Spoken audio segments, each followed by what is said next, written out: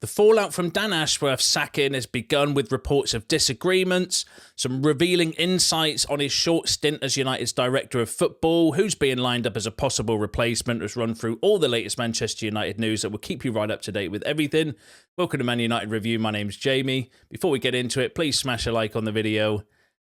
Let's jump straight into it. So as you can imagine, all the talk of the town at the moment is regarding the sacking of Dan Ashworth after 5 short months in his role, after spending, what felt like an eternity kind of chasing him and getting him in.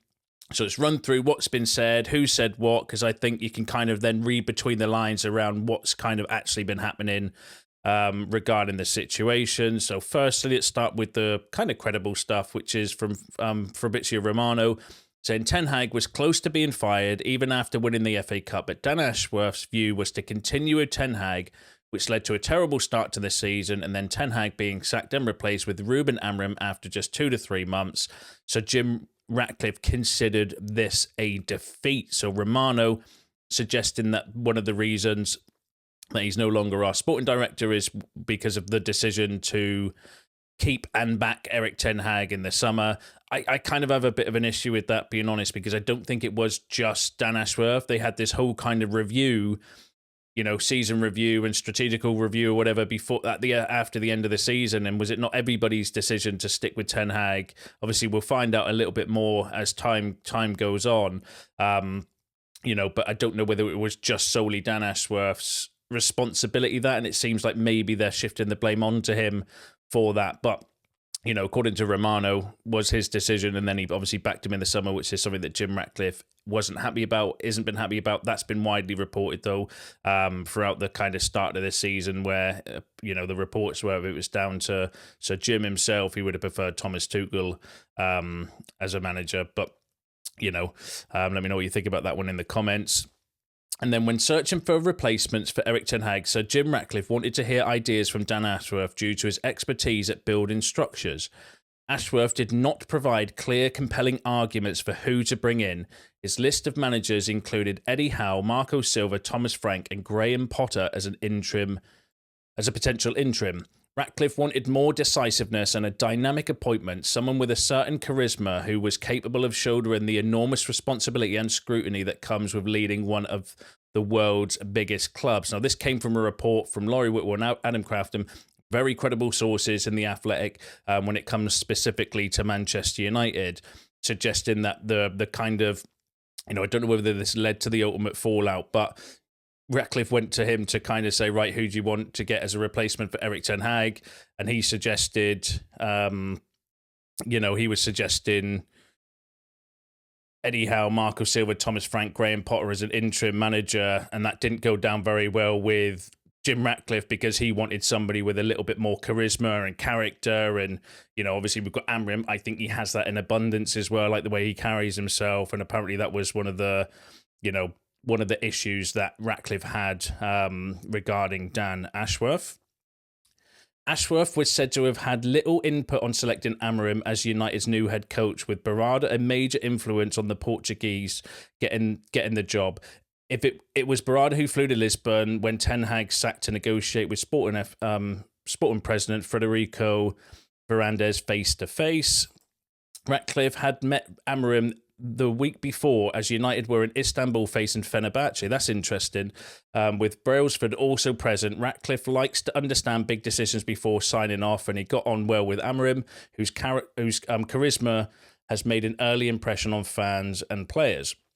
Ratcliffe felt Ashworth should have been much more assertive in targeting a new head coach and should have looked beyond those people he already knew. Again, that came from Laurie Whitwell, very credible source, effectively saying that once what I think happened there, reading between the lines of those reports, is Ratcliffe went to Ashworth to say, right, who do you think's going to be a good replacement for Ten Hag? He recommended the names that we've just mentioned: Graham Potter interim, Marco Silva, Eddie Howe, and a few others. And Ratcliffe was like, well, that's not very inspiring. That's not very kind of what we want as Man United. We want someone with, a bit of charisma, a bit of character, somebody kind of different. Do you know what I mean? Not just the kind of safe Premier League kind of managers. And then they kind of went above him. Berta probably took over and was like, why don't we go for Ruben Amorim? they obviously had meetings. Interesting that Ratcliffe and Brailsford had a meeting with Amorim before Berardi and that as well. But obviously, you need to have the interviews and have a chat and get to know somebody before you recruit them. So that was really kind of interesting. And then that was the kind of the beginning of the end almost for Ashworth, because obviously Ratcliffe was then like, well, what am I employing you for when you're making all these recommendations that I just don't want, or there's not befitting of what our vision is for United going forward? So it is what it is. But yeah, really interesting insights there from Laurie Whitwell. The James Ducker from The Telegraph, good source, said it's clear things were not working out with Ashworth behind the scenes. From United's perspective, it was better to bite the bullet and then limp on. There was a strong working dynamic and understanding between Berardi and Wilcox, which didn't extend to Ashworth. So I just think that, they obviously know each other, Berardi and Wilcox, from their time working at Man City. And the reports are that they kind of align more with what INEOS are looking for from United, whereas Ashworth didn't, and that's the kind of reality of it. We're reading between the lines. Jason Wilcox has struck up a good rapport with Ruben Amorim. Interim Director of Recruitment Christopher Vivell and Interim Performance Director Sam Erif could see their jobs become permanent. That'll be interesting. Christopher Vivell's, really highly regarded in terms of scouting and recruiting for his time at the RB Group.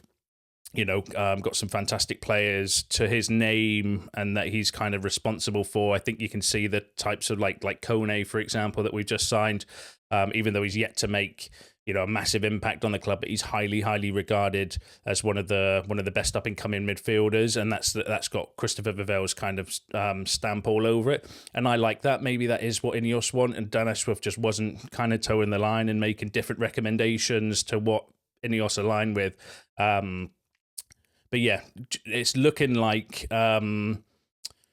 Wilcox might get the role as like an interim, which we'll go through the rest of the reports and then we'll kind of go through what's potentially going to be happening next. So the BBC said, so when senior Man United figures on Dan Ashworth exit, saying that totally professional and everything, but ultimately the fit hasn't worked. Rather than muddle along, we're taking the difficult decision on both sides and acting quickly. And one Man United source responded to the news of Dan Ashworth exit by saying it was humiliating for the INEOS hierarchy. Another simply stated, too many cooks. I think some of you said that in the comments as well. Too many kind of people involved behind the scenes in regards to the hierarchy at United. And then finally, I think the Muppeteers kind of summarised it well, and this is where my head is at with the whole kind of situation, saying that ultimately Ashworth has left because he did not share the same views as the other key decision makers. Disagreements over Ten Hag, recruitment, and more just made it a bad fit. United want complete alignment all the way down. And reading between the lines, because we're going to get a few more stories. We're going to get probably a response from Dan Ashworth's side, or you're going to hear a few things around. Oh, in fact, I've got a few stories coming up in a second around recruitment and players and stuff like that as well. But ultimately, for me, it just seems like there was just two different styles. I think personally, like Sir Jim, Berardi and Wilcox are in a kind of fast track to get things done. Like especially Sir Jim, he seems really impatient with what he wants to do at United, and that doesn't. And then, but Dan Ashworth is more of a steady kind of no. If we do these now, laying the foundations in 2 or 3 years' time, maybe we'll start to see the benefit of it, and that just doesn't align with what INEOS's vision is. INEOS do know that it is going to take time, but they also want to accelerate that time because we're Man United. We can't be waiting years, to see the kind of rewards from that. And I just and potentially with transfers and stuff, they just had different opinions, different kind of viewpoints. You would have thought that sort of thing would have been ironed out in an interview process, but then you don't know what questions were asked or what responses somebody gave in terms of that. And sometimes you just don't know the true character of somebody or the true vision of somebody until you get them in the job. And ultimately, there's now just been a part in ways. I don't think it's anything more sinister than that.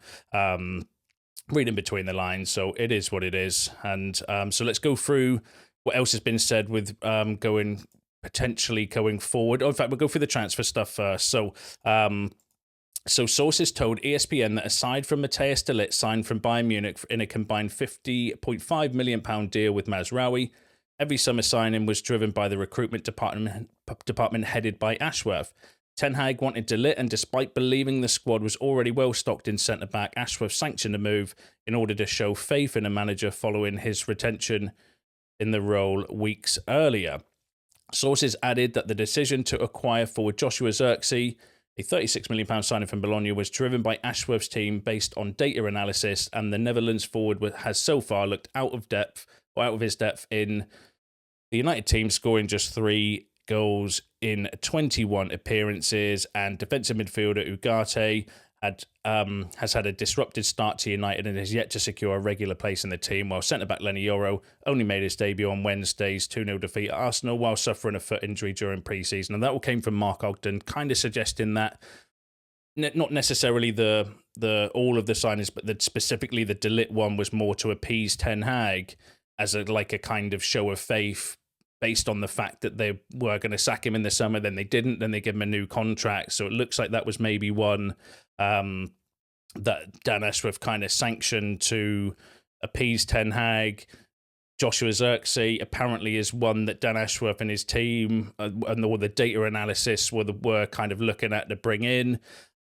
You know, it is what it is. You're going to get loads of these kind of stories around it. I actually think we had a decent summer, being honest with you. I thought we sold, the players that we could. But again, going back to what I mentioned in yesterday's video, maybe INEOS will get rid of the highest earners or get rid of the rubbish that we don't need. And that wasn't done. And, maybe we were kind of looking, apparently, Dan Ashworth wanted De Ligt. Wanted Branthwaite over De Ligt, but then ended up going for De Ligt. So it's just one of these, isn't it? It's just one of these. Views don't align.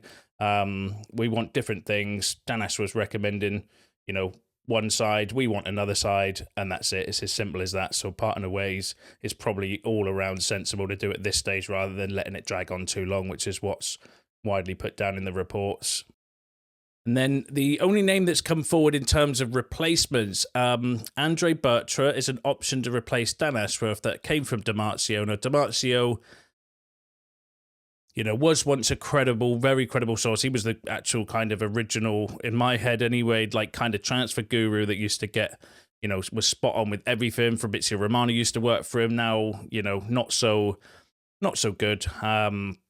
Atletico Madrid's kind of CEO, sporting director, sorry. He was linked with us heavily before we got Dan Ashworth, though, so we might hear a few more names. The kind of reports is that Jason Wilcox might step up into that role on an interim basis while they kind of look and recruit. And, ultimately, it's going to be, hopefully anyway, Berarda's decision, because Berarda is our CEO. He is the one in charge of the football operations and everything. Yes, Sir Jim and Brailsford and all these people above him will have a kind of input or a say on it, but ultimately it's got to be the right fit for Berarda, in my opinion, if you're going to get somebody into that role, because he's the kind of chief when it comes to that. And I don't think that him, Wilcox and everybody, look, they just didn't align, and that's it. Do you know what I mean? Dan Ashworth wanted to recommend maybe more British homegrown players, and I think INEOS were just like, no, we just want to go and get the best around, or different style of players, and they just weren't ultimately made for each other. I don't think it's anything more sinister than that. We're obviously going to get some more reports coming out over the next few weeks and months, or through few days and months. Let me put my teeth back in this morning. But ultimately, it just is what it is. They just didn't get on, didn't agree, had a little bit of a, and we've had a parting of ways. The only thing is, it's really kind of, is really embarrassing for INEOS. They have not had the best start. Let's call a spade a spade. Do you know what I mean? We're in a worse league position now than when we finished the season. They've wasted money on keeping a manager, then sacking a manager, replacing a manager. They've waited months to get Dan Ashworth in and sacked him after fight. It's not a particularly good start to life at United under INEOS. The one thing for me, though, and I don't want to kind of be a sympathiser to them, because they're obviously putting season ticket prices up, making redundancies.